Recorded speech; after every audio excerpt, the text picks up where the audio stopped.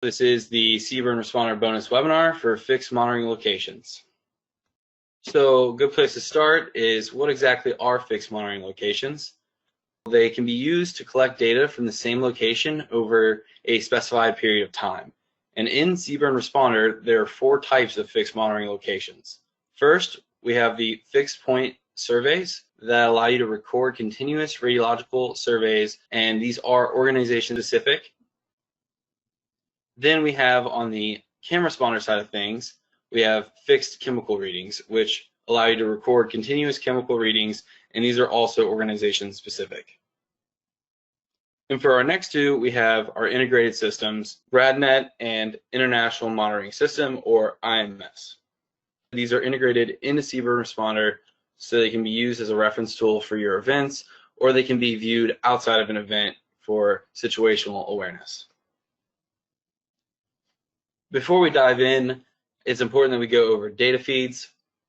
Within CBRNResponder, you can set up a data feed from the organization side, and these will let you gather your fixed monitoring points at specific intervals to whatever your organization seems best fitted for your events.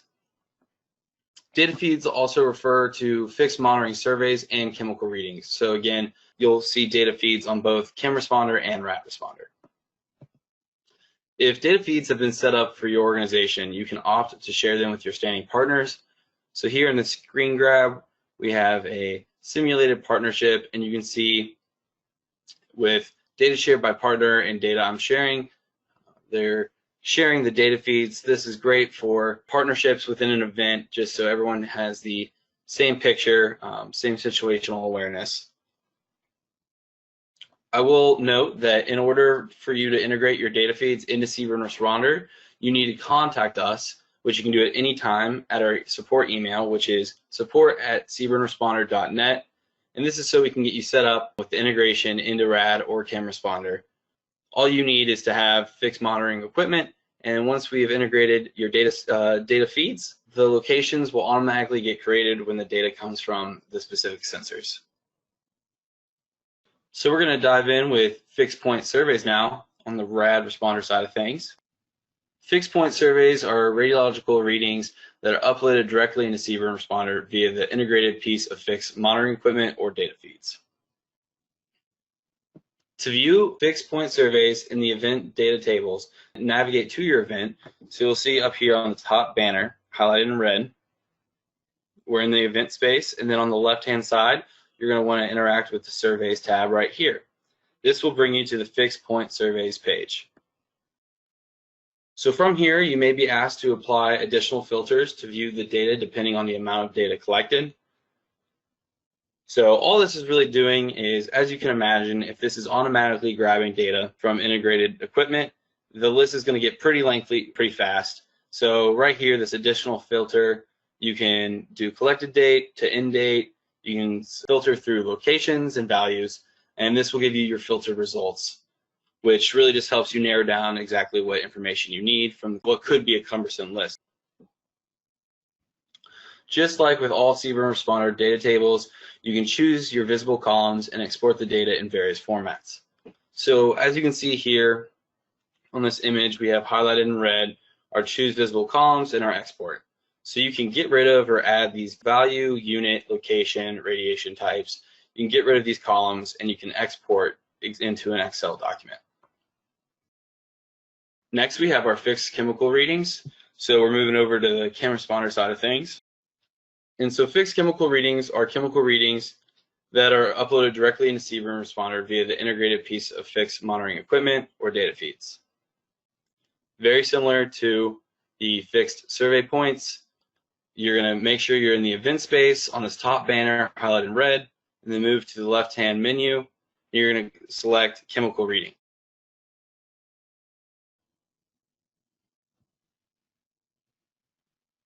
And just like for the fixed point surveys, you can view and sort these chemical reading data depending on whatever your organization needs.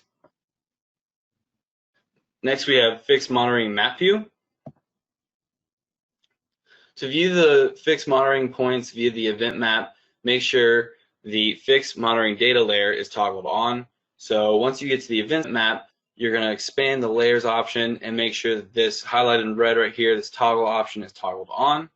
And this will give you the option to expand the fixed monitoring options. And from here, highlighted in yellow, you can see this blue menu button. If you interact with that, click on it, it'll bring you to this wider list of all locations for the selected data feed. So as you can imagine, we've talked about how these lists can get pretty long pretty quickly. And so to work around that, highlighted in orange, we have this required recent data toggle. When you toggle that on, you can see here it reads, enabling this setting will hide any fixed monitoring locations that have not received any data in the last 24 hours. And this is just us trying to provide you a way to narrow down the list to information that you need. From the fixed monitoring options, you have a couple different interactions here that you can go to for some features. If you click on this pin icon, it's pink here in the text, it'll take you to the data feed location on the event map. So here, as you can see on the screen grab, you click that icon and it'll bring you right there in the event map, and you'll see the icon for the fixed monitoring location.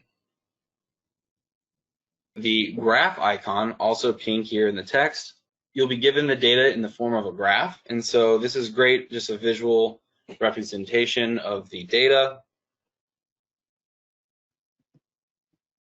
And to view the graph in greater detail, you click and drag over the area you wish to zoom in on.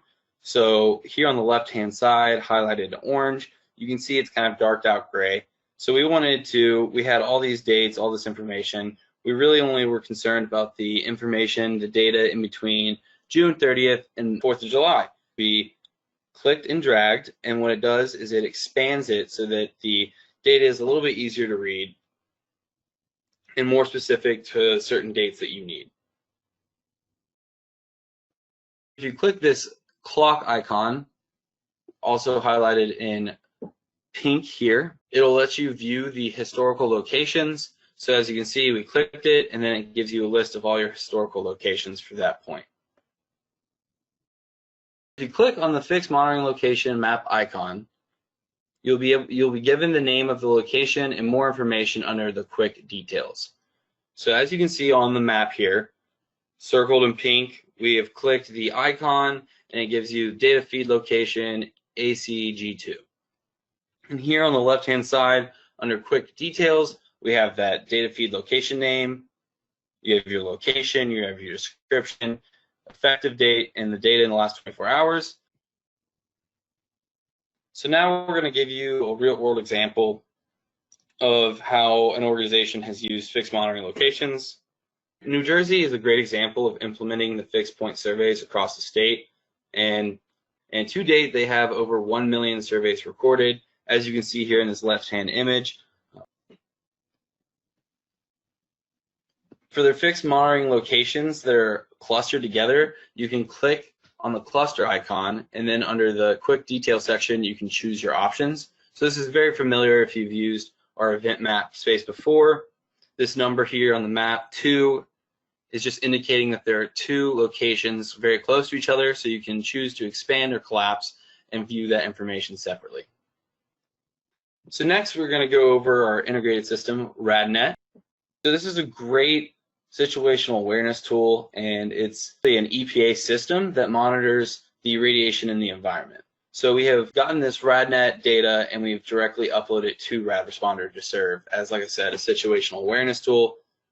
And you can look at this in your event space or out of your event space. If you're wanting to look at it in our network map, you're going to want to go to the top banner, and highlighted in red here you have our network, which is a drop-down tab, and you'll want to click Network Map. For the map view, click Network Map and turn on the EPA RadNet Locations layer.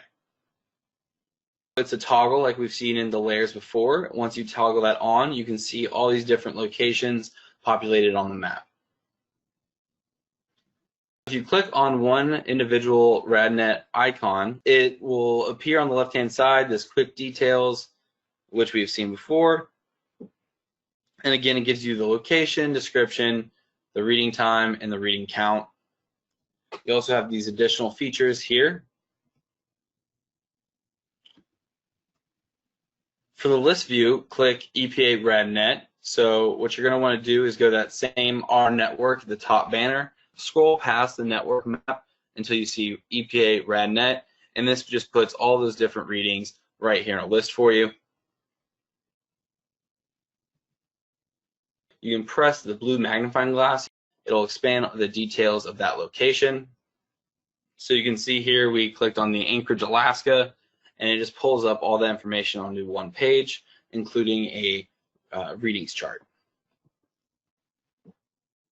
You can also view RadNet locations within an event, and to do so, you want to expand the fixed monitoring options in your event space and click EPA RadNet. You'll be brought to the same list as the one from the R Network tab, just within your own event. The reason you would do this is if you wanted to see your own event data alongside with RadNet locations. Again, you expand the layers over here on the left-hand side, toggle on this EPA RadNet locations, and then it'll bring you here, and you can see in this map we have event data right alongside to this EPA RadNet location, Washington, D.C. So if you look over at the quick details, we have this feature right here, view charts, and you can see right here that it gives you, again, just a really good visual representation of what this data is telling you. And like with the graph before, to view it in greater detail, you're going to click and drag over the area to zoom in on the section, as it really allows you to see if there are any anomalies. Moving on to the International Monitoring System, or IMS data. Very similar to the integration that we have with EPA RadNet, the IMS is a worldwide network of monitoring stations that measure the atmosphere for radioactive particles. And so what we've done is we've integrated the stations within the United States directly into RadResponder so that you guys can either view it outside in our network map or inside with your events. So again, what you're going to want to do is on the top banner, go over to our network, and you're going to click the network map, and you're going to toggle on the IMS layer highlighted in red here. And as you can see, the green icons on the map are different IMS stations. So we're using the IMS location RN72 in South Florida. Same as always, we have our quick details right here on the left-hand side.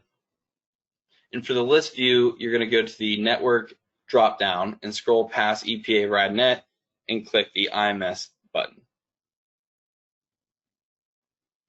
You can open the details of an IMS location to view the location information and view the readings table to download the data files. And you look for this blue magnifying glass here on the left-hand side, circled in red, and it'll expand to the IMS location details, and it'll give you a readings table, and you can download these data files if you need that information. You can also view IMS locations within an event, and to do so, you expand the fixed monitoring options in your event space and click IMS. You'll be brought to the same exact list as the one from our network tab. It's just within your event. So very similar to RadNet. As you can see here in the map, we have some event data here. It looks like it's in Orlando. And then down by Palm Bay, we have our IMS location. So if you have any additional questions, please feel free to reach out at, again, it's support@CBRNResponder.net, and again, visit our resource library. Here is our social media plug. Again, follow us on social media to stay up to date on all upcoming webinars, trainings, and features. We have a YouTube, Twitter, LinkedIn, and Facebook.